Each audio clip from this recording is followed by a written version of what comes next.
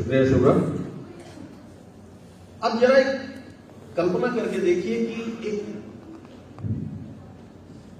राजधानी के पत्रकारों को तो हम सब जानते हैं, उनका लिखा हुआ हम पढ़ते हैं, दिल्ली के पत्रकारों को भी बहुत लिखा हुआ पढ़ते हैं, यहां तक कि बड़े शहरों के लिखे हुए में रहकर लिखते हुए कई पत्रकारों को हम पढ़ते हैं, पहचानते हैं।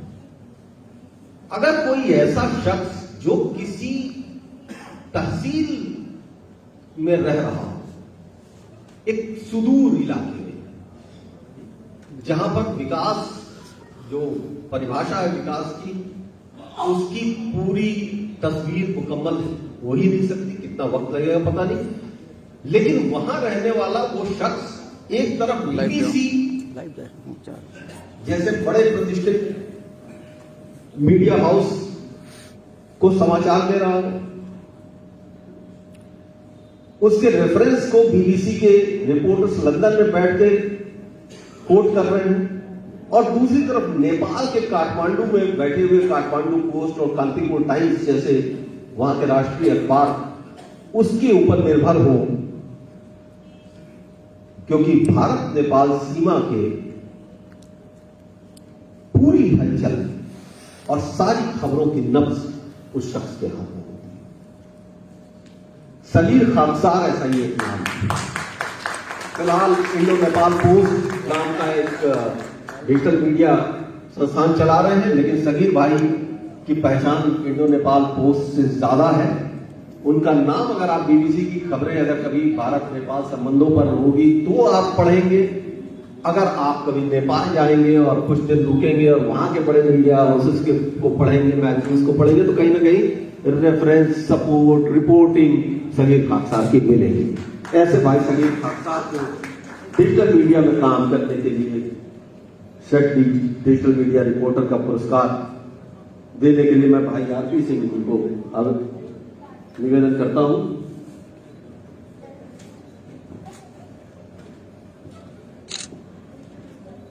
और ये जो लोग जिनको हम कह रहे हैं कि हम सम्मानित कर रहे हैं, दरअसल इन सारे लोगों से कुछ को जोड़ना हमारे लिए बहुत प्रतिष्ठा की बात होती है। पिछले 10 सालों से जो लोग भी अंतर्राष्ट्रीय खबरों को पढ़ रहे होंगे वो सलील खाकसार के नाम को ना जानते हो, ये मुश्किल है।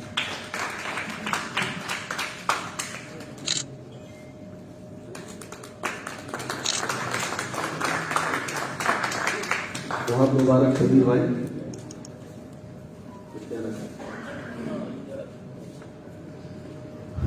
बहुत बहुत शुक्रिया आप सभी लोगों का।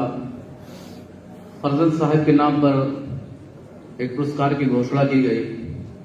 फरजंद साहब के संपर्क में मैं भी रहा। मैं भारत नेपाल सीमा पर स्थित एक छोटा सा कस्बा है बढ़ली, सिद्धार्थनगर, वहां से मेरा संबंध है।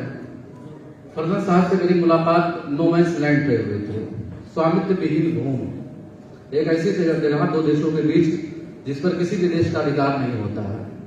वो फोटोग्राफी कर रहे थे, साथ में बड़े भाई कुमार हर्ष भी थे, और मैंने देखा कि शायद कोई बड़ा पत्रकार यहाँ पे कुछ कवरेज कर रहा, तो मैं स्वतः ही जाके मिला उनसे और मैंने अपना परिचय दिया।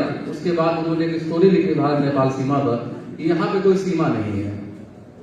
और हमेशा उनसे, फरजंद साहब से हम लोग सीखते रहे। काफी मैं फॉर्मल रहता था उनसे बातचीत करने में, तो हमेशा वो कहते थे, एक Sagheer feel free to talk me, मुझसे बातचीत करने में थोड़ा फ्री महसूस करो। उन्हीं के जरिए मैं कांतिपुर, नेपाल का जो सबसे बड़ा प्रकाशन समूह है, युवराज घिमरे जी के संपर्क में आया। और बहुत ही अच्छी बात यह है कि फरजंद साहब का रेफरेंस देकर जब मैं युवराज घिमरे जी से मिलता था काठमांडू में, और मैं कहता था कि सर फरजंद साहब ने भेजा है, आपके दोस्त हैं, तो कहते नहीं मेरे दोस्त नहीं, वो मेरे गुरु हैं। और जब मैं फरजंद साहब से कहता था कि मैं युवराज जी से मिला था, तो युवराज जी कहते, फरजंद साहब कहते थे युवराज तो मेरा गुरु है, और दोनों एक दूसरे को गुरु बनाते थे। हम बहुत ही आभारी हैं। हमारे बीच हर्षवर्धन शाही जी परम आदरणीय, गुरु से भी बढ़कर कहा जाए तो पिता तुल्य हैं। मैं हिंदुस्तान अखबार में रहा 14 सालों तक, आपके चरण श्री में रहकर हमने सीखा पत्रकारिता का कटहरा, और बहुत डांट खाई, लेकिन उसमें बड़ी आत्मीयता रहती थी। और स्टोरी जब मैं भेजता था, फाइल करता था भारत नेपाल सीमा से, खास करके वो दौर जो है 95 का दशक था सर, जब वहाँ पे माओवाद जो है, जब युद्ध बिल्कुल हिंसात्मक तरीके से था और भारत नेपाल सीमा पर तमाम तरह की असामाजिक गतिविधियां होती थी, राष्ट्रद्रोही और बहुत भारत के भगोड़े अपराधी वहाँ पे शरण लिए हुए थे। उस समय कैसे अपनी गर्दन को बचा के कलम चलानी है, वो हुनर शाही जी से हम लोगों ने सीखा। सूचना आयुक्त उत्तर प्रदेश के और उत्कर्ष जी से संपर्क में आए। जब फरजन साहब हमारे बीच नहीं रहे तो उनके ऊपर जब मैंने इसमें विशेष लिखा, उसकी हेडलाइन थी कि वो दर्द समाधि के लिखता था, तो उससे उत्कर्ष जी के संपर्क में आया, कुमार हर्ष जी के संपर्क में आया और शुरुआती दिनों में कौमी आवाज के कुतुबुल्ला साहब ने जो हमें नवजीवन में हमारी पत्रकारिता की शुरुआत हुई, वहां से मैं सभी लोगों का बहुत बहुत शुक्रगुजार हूं। और ऐसे समय में जब लिखना पढ़ना थोड़ा सा मुश्किल होता जा रहा, जुबली पोस्ट जो है पत्रकारिता के क्षेत्र में वैकल्पिक मीडिया ही एक तरीके से कहा जाए तो आज की मुख्य धारा की मीडिया बनती जा रही है। बहुत बहुत शुक्रिया जुबली पोस्ट का और सभी गुरुजन वृंद का। थैंक यू संगीत भाई। और